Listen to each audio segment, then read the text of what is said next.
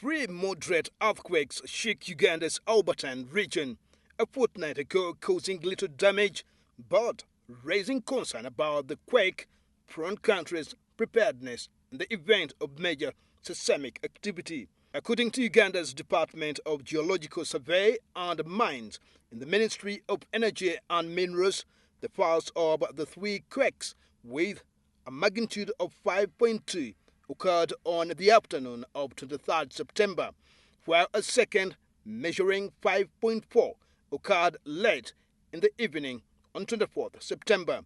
A third, measuring 5.7, and described by seismologists as dangerous, took place at 22 minutes past 1 a.m. The tremors at the time were felt mainly in Kampala, Hoima, and Kagadi in mid-western Uganda, and in Bunia in the Democratic Republic of Congo.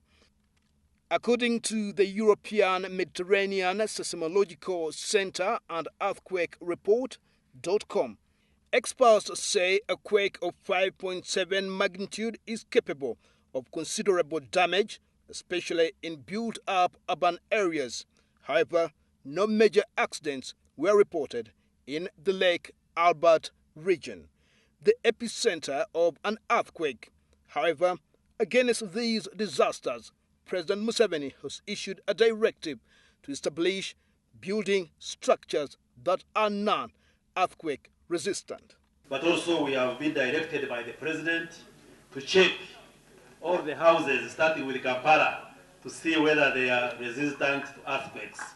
And we should be able to find out what can be done in order to strengthen those houses which will be found not to be compliant. Environmentalists have expressed concern about the possible environmental impact of ongoing oil drilling around Lake Albert, the epicenter of the earthquake. However, Ugandan authorities insist the earthquakes and the oil activities are unrelated. Oil companies exploring in the area say oil can be safely extracted with minimal harm to the environment. Little efforts have been made to educate the population on proper actions to take in the event of an earthquake, despite experiencing some 24 moderate earthquakes over the last decade. Uganda's government only recently established an emergency coordination and operations center, but officials say it lacks funding, equipment, and personnel to deal with major disasters. Critics say the government's poor record in handling disasters does not inspire confidence in its ability to successfully manage a disaster or control the levels of human suffering caused by a major quake. While the country remains ill-prepared, State Minister for Housing Dr. Chris Baryomunsi revealed that building guidelines are going to be issued in areas identified as earthquake hotspots.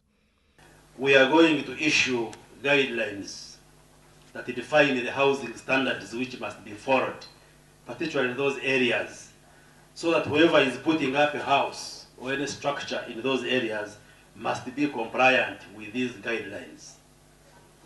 What is interesting, right, Honourable Prime Minister, is that the assessments which have been done there is that the modern houses are the ones which collapsed, and then the mud and the water houses remained in those earthquake areas.